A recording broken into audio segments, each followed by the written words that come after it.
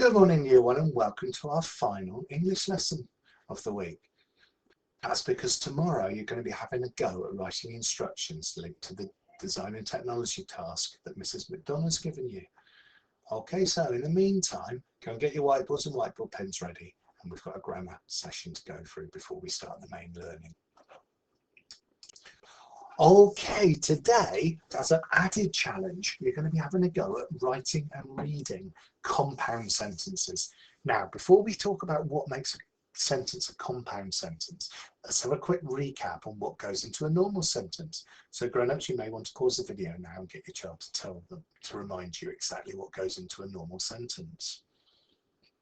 Okay, so in a normal sentence, we have capital letters to start, full stops at the end of sentences, finger spaces to show individual words. You need to be writing on lines and you need to make sure it makes sense. But a compound sentence has another feature. Compound sentences use conjunctions. Now, can you remember what the conjunctions are?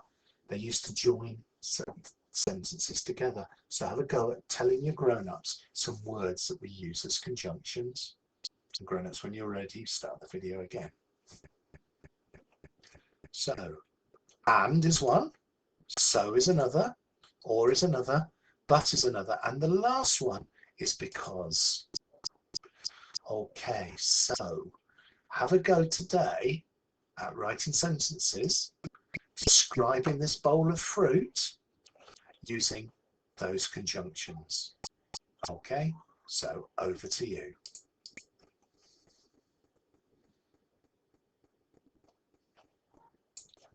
Okay, Year 1, so now we're going to have a look at what an example text looks like.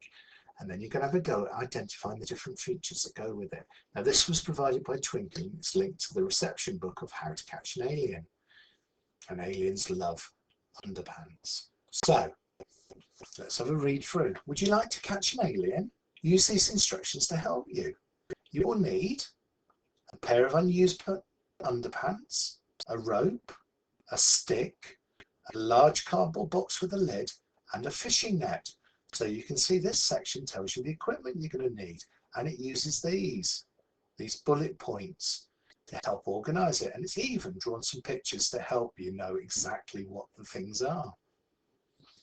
Then it's using numbers to help you know what order to do things in, and also, if you're careful, you will probably spot the bossy verbs. So 1, make a small hole in the box near the top. 2, push the rope through the hole, leave one end longer than the other. 3, tie the ropes in a knot.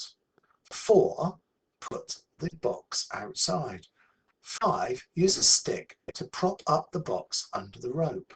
6, place the pants underneath the box. 7, pick up the other end of the rope.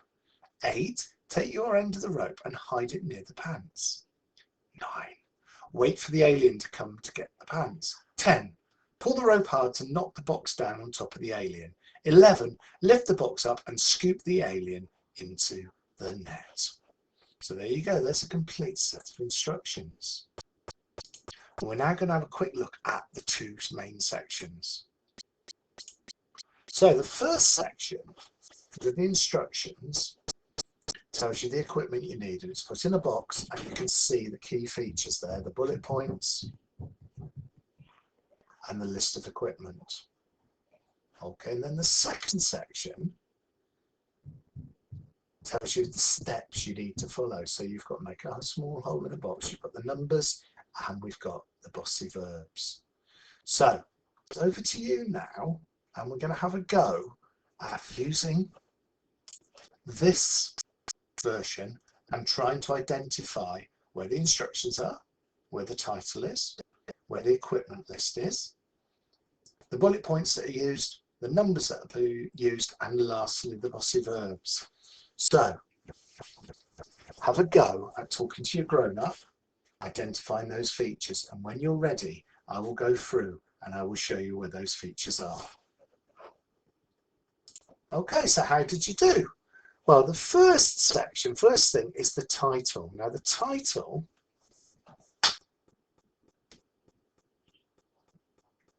The title goes at the top and it goes there. Can you see it? How to catch an alien. Now the equipment is nicely laid out in a box today, so it's just here. And then the instructions that tells you what to do is this section all the way down there, all that length there. So bullet points, did you spot these? Well, the bullet points, I'm going to highlight these in yellow, were in the equipment list. So there's one there, another one there, another one there, another one there, and another one there. Now the numbers are equally obvious. They're in the main instructions, and I'm going to highlight them in green. So we've got 1 there, 2 there, 3 there, 4 there, 5 there. Each time there's a new line, there's a number. 6 there, 7 there, 8 there, 9 there, 10 there, and 11 there. Now the bossy verbs. Well, the bossy verbs mostly come at the start of sentences. And we're going to do them in blue. So make a small hole in the box near the top. Push the rope through the hole. Now the trick here is it's actually at the start of every sentence. So there's another one here. Leave one end longer than the other. Tie the rope in a knot. Again, it appears at the beginning. Put the box outside. Use the stick to prop up the box under the rope. Place the pants underneath the box. Again, they're all appearing at the start of the sentence. Pick up the other end of the rope. Take your end of the rope and hide it near the pants. Now there's a conjunction there that makes this into from 2 sentences to 1. And the word after the conjunction, hide, is another bossy verb. Wait for the alien to come and get his pants. Again, that's at the beginning. Pull the rope hard to knock the box down on top of the alien. And lastly, lift the box up. And then we've got a conjunction. And scoop the alien into the net.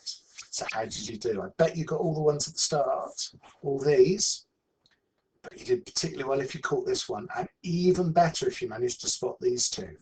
Okay, so well done. That's what a good set of instructions could look like. And now your final task for the week is to turn this set of instructions on the next page into a good set of instructions, rather like what you've just seen. So what you're going to need to do is decide what the instructions are about and give it a title. You're going to need to write a list of the equipment that you're going to need to do this task effectively. And then you're going to use numbers. And if you want to be clever, you can also use ordinals. So first, second, third, next, after. Time connectives, we used to call them. To organise it still further. And grown-ups, if you don't want to do that, you could just have 1 and then 2, 3, etc., etc. So have a go at turning these into the best set of instructions you can manage. And if you want to, don't forget you can illustrate the you will need section and even get a ruled box around it when it's finished. So it's over to you, and good luck with this task, and I can't wait to see how well you do with this and also with the instructions you're going to write tied to our fruit salad challenge.